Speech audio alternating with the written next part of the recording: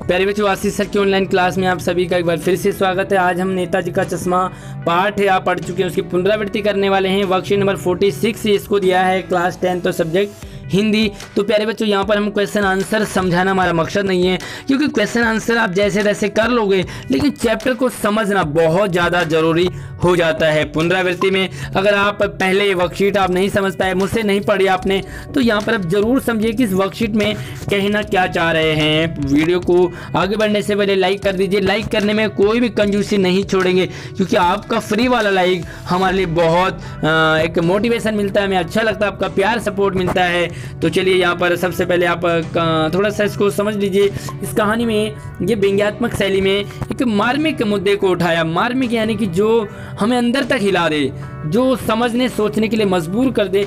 और व्यंग्य तो आप जानते ही हैं कि हास परिहास में ही, मजाक में किसी सच बात को कह देना। तो वही चीज़ यहाँ पर मुद्दे को उठाया।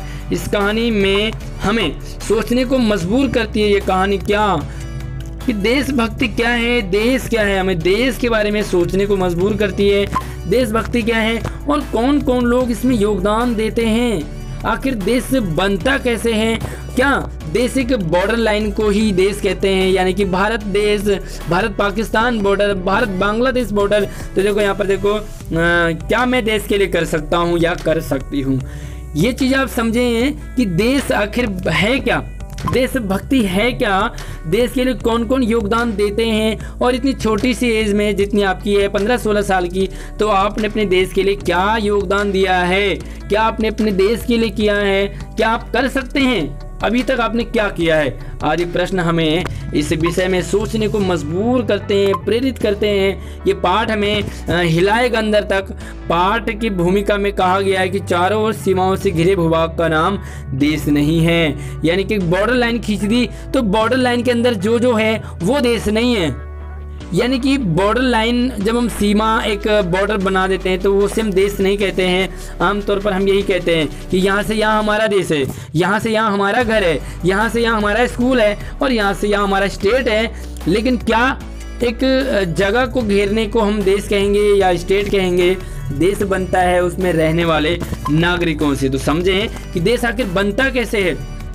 वहाँ पर रहने वाले लोगों से, छोटे बड़े बूढ़े जवान सभी लोगों से, वहाँ में बहने वाली नदियाँ, पहाड़, झरने, पेड़ पौधे, वनस्पति, पशु पक्षी, जीव जंतु सभी को मिलकर के देश बनता है। यानी कि देश बॉर्डर लाइन नहीं है, देश कोई सिर्फ इंसान नहीं है, देश सिर्फ हमारे फौजी लोग नहीं है, हमारे सिपाही लोग नहीं है, बल्कि देश इन सभी चीज़ों से बनता है। और देशभक्ति, देश प्रेम क्या है, तो इन सभी चीज़ों से, पशु पक्षियों से, इन लोगों से, आपस में एक दूसरे से यही प्रेम भाव, यानी कि अपनापन, सहयोग करना, सपोर्ट करना ही क्या है, देशभक्ति है। जरूरी नहीं कि हम देशभक्ति बॉर्डर पर जाकर दिखाएं, जरूरी नहीं कि देशभक्ति के लिए हमारे हाथ में बंदूक होनी चाहिए, जरूरी नहीं कि देशभक्ति के लिए हमें कोई पावर की ज़रूरत है। देशभक्ति हम भी कर सकते हैं छोटे से लेवल में। आप क्या कर सकते हैं देशभक्ति के लिए। यहाँ पर छोटी छोटी चीज़ें ऐसी होती है जो हम देशभक्ति के लिए कर सकते हैं। सपोज करो आप क्लास में हैं और क्लास में पढ़ते पढ़ते छुट्टी हो जाती है। जब छुट्टी के टाइम में सभी बच्चे बाहर निकलते हैं, तो आप भी देशभक्ति कर सकते हैं। कैसे? अपने कमरे के, जिस कमरे से आप बाहर निकल रहे हैं, उसके लाइट और पंखे बंद कर दो।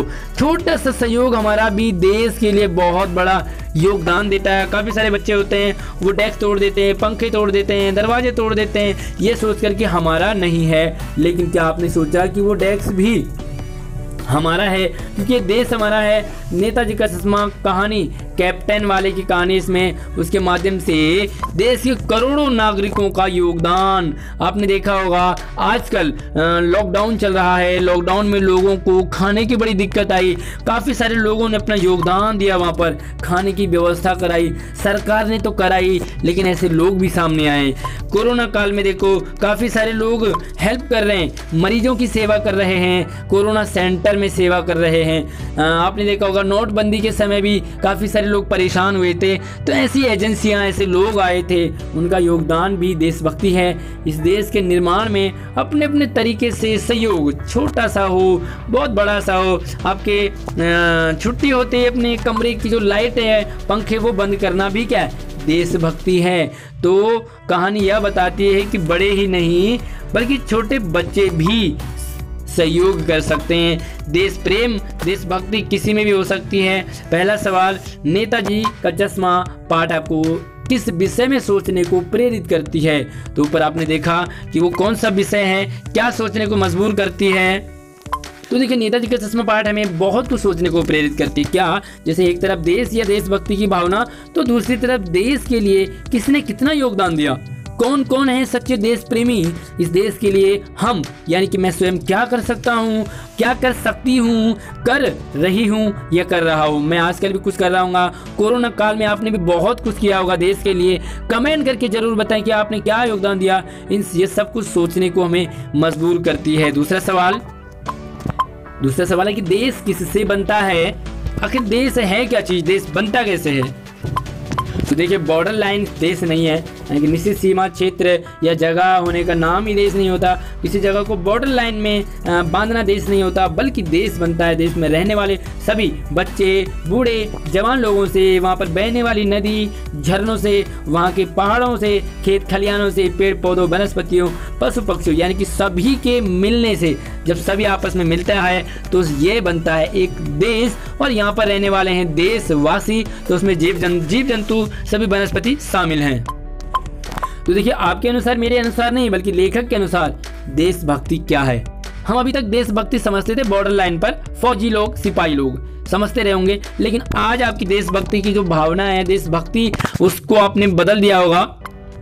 तो देखिए, देश की सीमा पर तैनात होना, हाथ में बंदूक लेकर खड़े होना ही देशभक्ति नहीं है, बल्कि इस देश के सभी लोगों से, नदी, पहाड़, पशु पक्षी, नदियों से, पहाड़ों से, झरनों से, आपस में एक दूसरे से सभी से प्रेम करना, सभी को सहयोग करना, सभी को सपोर्ट करना ही देशभक्ति है। इस समय काफी सारे लोग देशभक्ति कर रहे हैं। इस कहानी के माध्यम से देश के लिए किसके योगदान की बात की गई है? कहा कि करोड़ों लोगों ने। तो वो करोड़ों लोग कौन हैं? उम्मीद करता हूँ आपको समझ आ गया होगा। तो चलिए आंसर देखो, देश सेवा जहाँ पे बात आती है तो देखो, सिपाहियों की तो पहले बात आएगी ही। सिपाहियों की तरह हमारे देश में करोड़ों लोग समय समय पर देश की सेवा करते हैं, देश प्रेम करते हैं। वहाँ पर इस कहानी के माध्यम से उन लोगों के योगदान की बात की गई। किन लोगों के? जैसे नोटबंदी के समय कुछ लोगों ने समाज की सेवा की, लॉकडाउन के समय भूखों को खाना खिलाया। इस कोरोना काल में भी कई लोग सामने आए जिन्होंने समाज की सेवा की, और काफ़ी सारे लोग तो उन्होंने अपने प्राणों की बाजी तक लगा दी। इस कोरोना काल में डॉक्टर हो गए, हमारे टीचर्स हो गए, सफाई कर्मचारी हो गए, एसेंशियल सर्विस से, बहुत सारे ऐसे लोग हैं जिन्होंने देश की सेवा की। आजकल में आपको क्या लगता है कि किसने सबसे ज़्यादा देश की सेवा की? हमें कमेंट बॉक्स में जरूर बताएं कोरोना काल में। और अंतिम बहुत ही मजेदार सवाल कि आप देश के लिए क्या योगदान देना चाहेंगे, क्या करना चाहोगे? तो चलिए मैं हिंट्स दे देता हूँ आपको।